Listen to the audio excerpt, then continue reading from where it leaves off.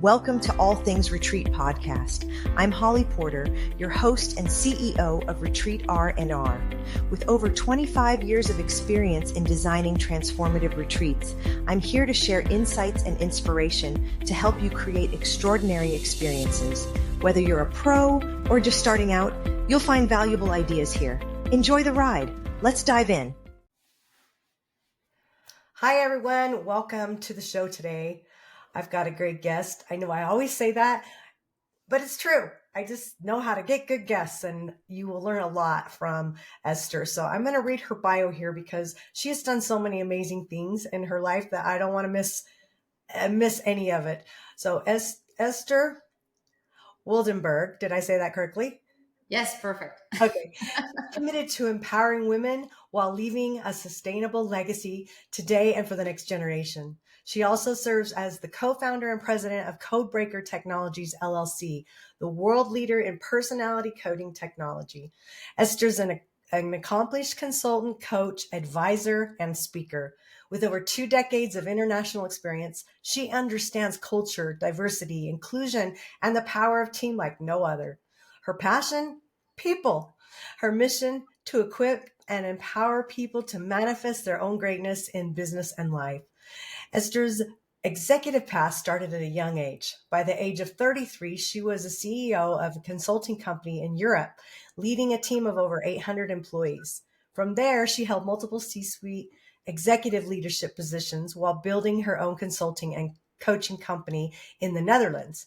Today, her impressive career spans over 20 years across multiple industries and continents. Yet, according to Esther, she's just getting started. Esther knows how to build companies and brands, and most importantly, she knows how to build people into the best, most successful versions of themselves. She's done it countless times throughout her career and companies and she's represented. And now she's called to share her expertise with clients and companies around the world. Esther's a leader's leader who leads from the inside out. Who she is how she leads, without exception. Yet her true North Star is her unique grasp of the power of spiritual intelligence and integrated relationship between us and the world which we live. Unlike traditional coaches and mentors, Esther has tapped into spiritual intelligence to help businesses and individuals access their deepest values and unlock their greatest purpose to create incredible, real change and drive lasting growth. Welcome to the show, Esther. Thank you so much. It's actually a lot. I know. I was like, what do I leave out? This is amazing. So I'm really excited that we got our calendars to match up so that we could share with retreat leaders and maybe aspiring retreat leaders where to get started in all of this. You've done, I mean, we read your bio of all the other things, but it didn't say a lot about retreats, which you've been doing. So just give us a little backstory of where that started for you and how long ago and what you'd like. Yeah, I joined my first retreat, I think, in 2002. And then I made it my mission to at least go on one retreat a year for just being off the grid for myself, a whole week, Esther time. And in 2008, I launched my own retreats. And back in the day, I called it Spring in Motion. That actually has actually a double meaning of spring, like jump into action, and also spring, the beginning of where everything starts to grow and bloom. So since then, I've hosted 75 plus retreats around the world, mostly Europe and the United States. I've done several in Asia, mainly Bali. But yeah, that's, it's just beautiful to see the transformation with mostly women. We all know women are way more evolved and advanced in many, many ways. Yeah. And I had a few retreats where I invited men, but it disturbs the energy of the group. So I made it women only pretty soon after that. Or when I do a couples retreat, then it's specific for couples. And then, of course, you have a nice mixed group people. So yeah, just a beautiful experience of leading groups through transformation. That is what I'm really excited about. I love that you're specific about leading them through transformation, because we've had other guests on here, and I have guests that are booked now that specialize in just transformation, where others specialize in business and do other types of things and bring their coaching in and bring those kind of programs. So I love that you've recognized that the transformations where the space is where you want to play, which is Well, the great. transformation is not transformation is who you are, and then when you're optimized personally, you will be better in your business too. So I do Oh yeah. transformational retreats and leadership retreats because a lot of companies want to work with me, hire me to facilitate their mastermind or retreat, and I'm the host and facilitator. But it's also an important topic. But Yeah. transformation starts from the inside out. So if you're not optimized, you will never be optimized in your job or in your own business or in life. So it's all Yeah. transformation in different areas, but I believe there's some key areas that need to be transformed first before you can go to the next level. How many days do you think true transformation can happen? In as little and as most?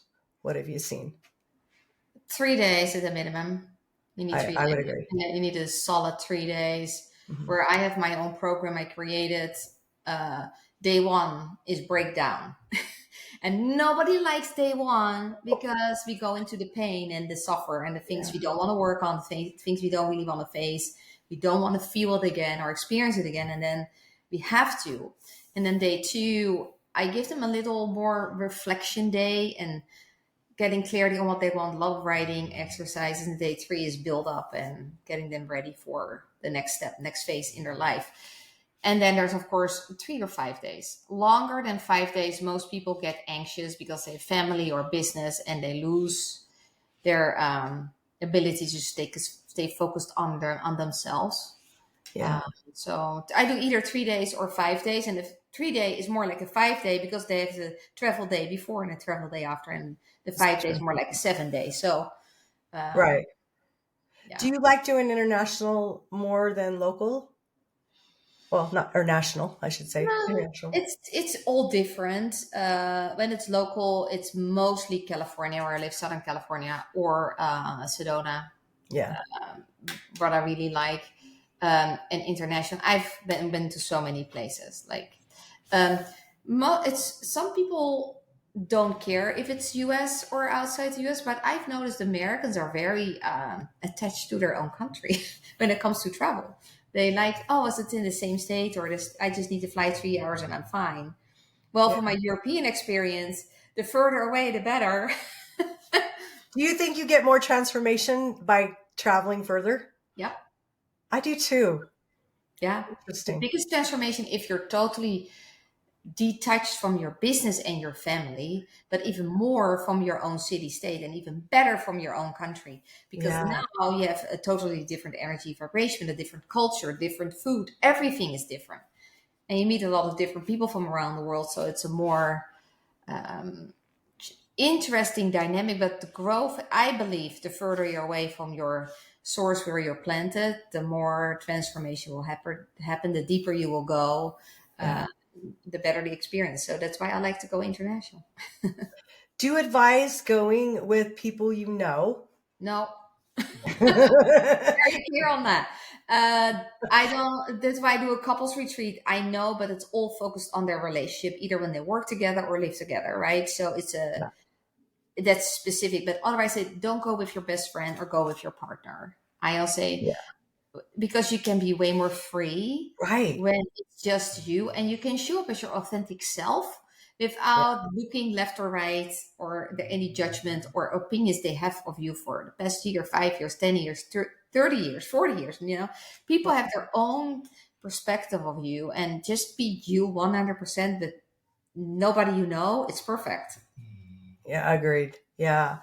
So if someone's listening and maybe they're on the newer side of being a retreat leader or the aspiring side, what could you recommend? Where would they start? Let's say that they've maybe done one that was local or a day treat, to get their feet wet. They're new, they're green. What would you say to them? Well, this is important what I learned over the past, now what is it, 16, 17 years. Is that you really need to be prepared and know what's gonna it's possible that will come out of people. It's not just putting on an event and then facilitate session. You have to be able to keep the space and the energy, and when people go really deep, that you can hold them. So you need to make sure your own inner work has been done. And we all know it's ongoing work, but make sure you're very solid, very grounded, that you don't have major issues yourself you still have to work through. To Yeah. be very clear on your programming. And I keep it always a little bit open. It's not like a lot of people, what is the agenda? And I said, this is actually the first moment you can actually let go of that you don't know what the agenda is.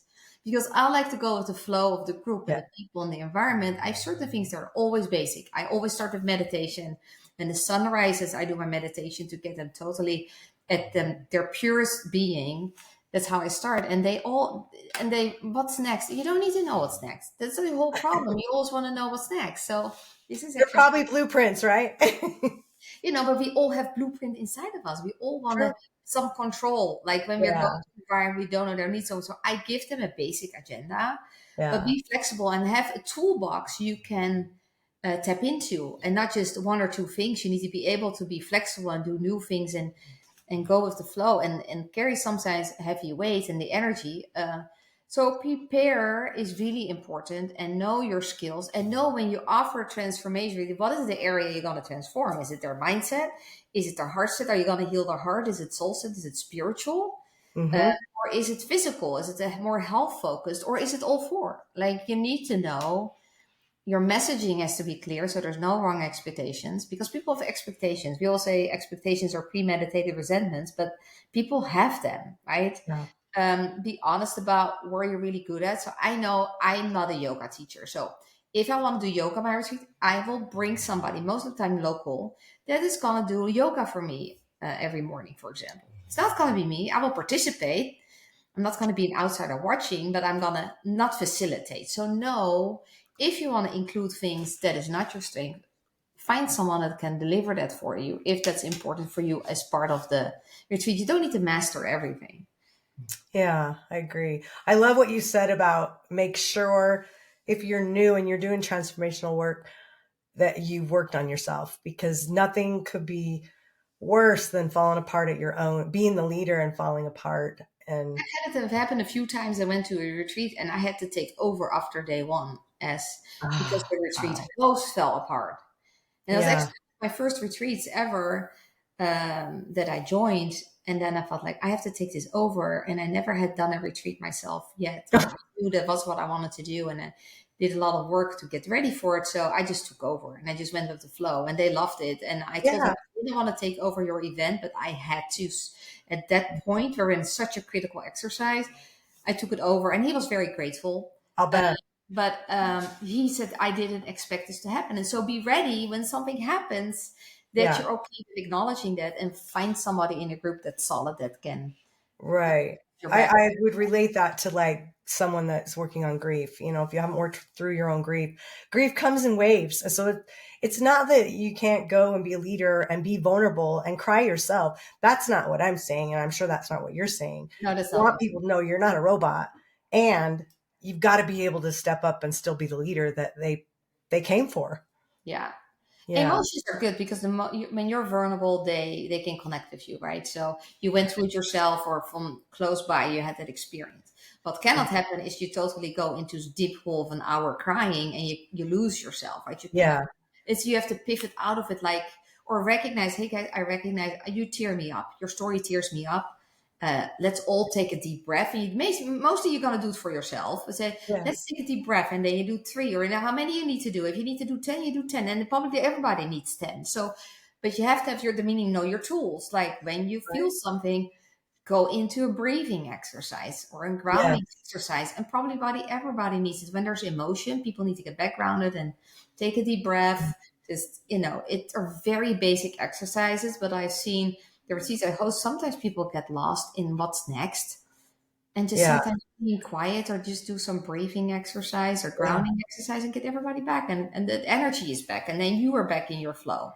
I agree. Yeah. I had an event I was at one time. We were doing it was called Next Level, and it was intense. And a girl that I ended up being really good friends with later, we were strangers, and I had to just be the sounding board, and I'm super empathic, and I wasn't controlling it very well back then, and she had to scream at like her best friend that didn't show up for her when she had a miscarriage and had a baby and she was in the hospital. She didn't show up. And I just remember she's screaming all these things at me. And I had people on both sides of me also joining in, screaming at me. And that was like terrifying for me because I needed to be there for her and just, I had to take it. I couldn't say anything back, but I was like so upset inside because as a friend, I would never be that, that wasn't ever who I would be. And so it was healing for her, but we've talked about it since. And I just told her how traumatizing that was for me to But be it's that sounding traumatizing. board. So when I do a screaming exercise, it's never to someone else.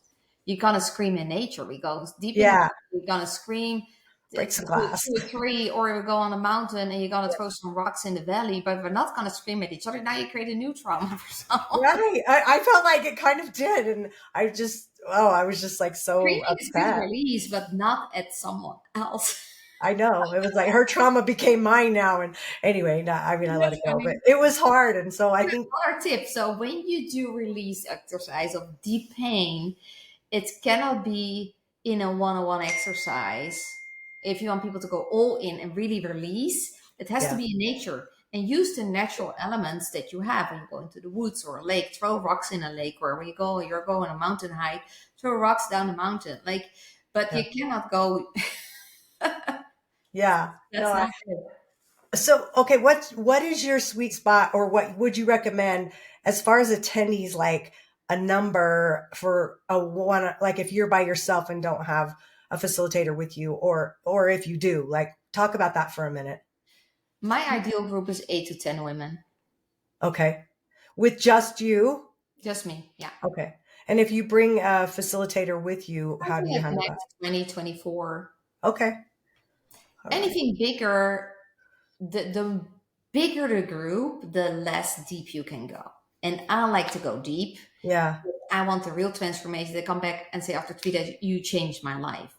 And they will Yes. never forget that they were at my retreat at that moment in time. And they look back at their timeline.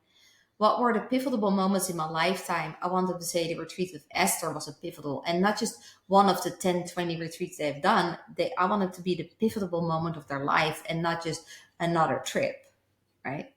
Do you find you have people that are repeaters that keep coming back to your retreats because they had so much transformation? I have a lot of repeat people coming. Yeah. Yeah. I think that's a compliment. Yeah. And sometimes they come the next year, and sometimes there's 3 years in between or five Yeah. years in between. And I have people that want to come every year, or some people come twice a year, right?